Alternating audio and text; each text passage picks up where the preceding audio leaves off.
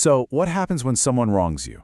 I don't mean in a criminal way, but in a way that causes you real harm, physically, financially, you name it.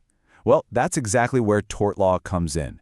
Think of it as the official rulebook for civil wrongs, and we're about to break it all down. I mean, really think about it. It could be anything from a slip and fall in a store to a business deal that goes completely sideways because of a lie. We all have that gut feeling, right? We know when we've been wronged.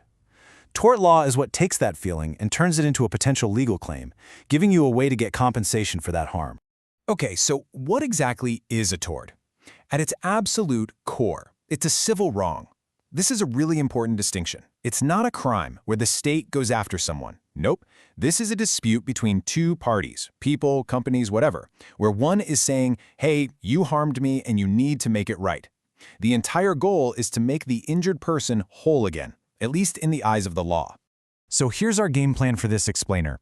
First, we're going to hit the most obvious wrongs. These are the intentional torts. Then we'll dive deep into the most common ones, which fall under negligence. After that, we'll shift over to the world of business with economic torts. And finally, we're going to pull back the curtain and show you the simple yet powerful framework that lawyers use to argue any of these cases. All right, let's start with the most obvious wrongs, intentional torts. This isn't about accidents or oops moments. This is when somebody either flat out meant to cause harm or, and this is key, they were so certain their actions would cause harm that the law just says, yep, that counts as intentional. Law students actually have a little trick to remember the 7 big ones, the acronym BAFFTT-C. Now, the distinctions here are pretty interesting.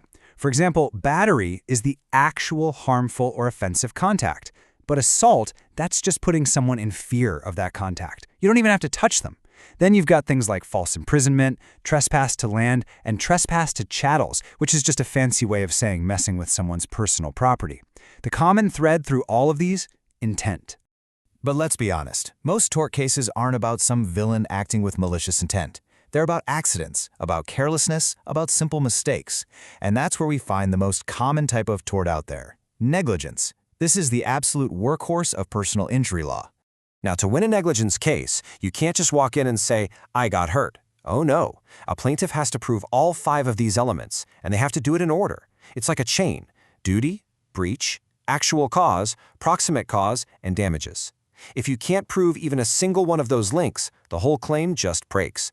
So how do we decide if someone actually breached their duty? This is where the law gets kind of brilliant. It invents a fictional character called the reasonably prudent person. This isn't a real person. It's an objective standard. The jury has to ask, did the defendant act the way a reasonably careful person would have in these exact same circumstances? It's not about what they intended or if they tried their best. It's about hitting an objective community standard of care. And that's crucial because it creates a predictable benchmark for everyone's behavior. And you know, sometimes the law makes it even easier for us. If there's a safety law already on the books, like a speed limit, for example, you don't need to argue about what a reasonable person would do. The law itself sets the standard. This is called negligence per se. So if someone is speeding and they hit a pedestrian, breaking that speed limit can automatically prove they breached their duty of care.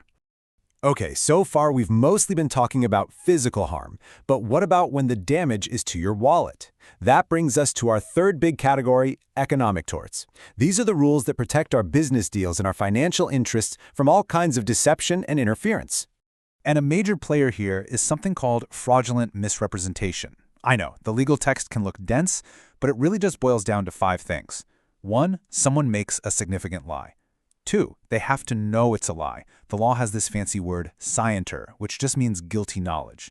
3, they have to intend for you to rely on that lie. 4, you do rely on it. And 5, that reliance causes you financial harm. That's the whole recipe. So we've covered what these different torts are, but how does a lawyer take a messy, real-world situation, whether it's negligence or fraud, and turn it into a structured, logical legal argument? Well, they use a simple but incredibly powerful framework to do it. It's called IRAC. Just 4 letters, but they form the absolute backbone of almost all legal analysis. This is the method they teach in every law school to break down any legal problem into a sequence that makes sense. And it's actually pretty brilliant in its simplicity. First, you state the I issue. What's the specific legal question you need to answer? Then you state the rule. What's the relevant law or legal test? Next, and this is the most important part, is the application, where you connect the specific facts of your case to that rule. And finally, you draw your conclusion. So let's see it in action. Let's take a real case, Jacobson versus Hofgaard. Here, you have some folks who bought what was advertised as a stunning new renovation, but it turned out to be a total nightmare of hidden defects. So using our new framework, the legal issue is crystal clear. Did the sellers commit fraudulent misrepresentation by hiding all these problems in the official disclosure documents? And this is where IRAC really shines. The rule for fraud, as we just learned, requires a knowing misrepresentation. The facts of this case are that the sellers knew about all these major flaws and actively hid them. So, the court's application becomes simple. Intentionally leaving out huge defects on a disclosure form just to make a sale isn't just sneaky, it's fraud. A perfect, real-world example of IRAC at work. This table really helps clarify the key differences between these business torts. Notice the focus of each one. Fraud is all about direct deception between the two parties in a deal. Intentional interference is about some outsider trying to sabotage a business relationship. And good faith and fair dealing is more of an internal rule for contracts, making sure people don't violate the spirit of an agreement. Together, they create a kind of safety net for our financial dealings.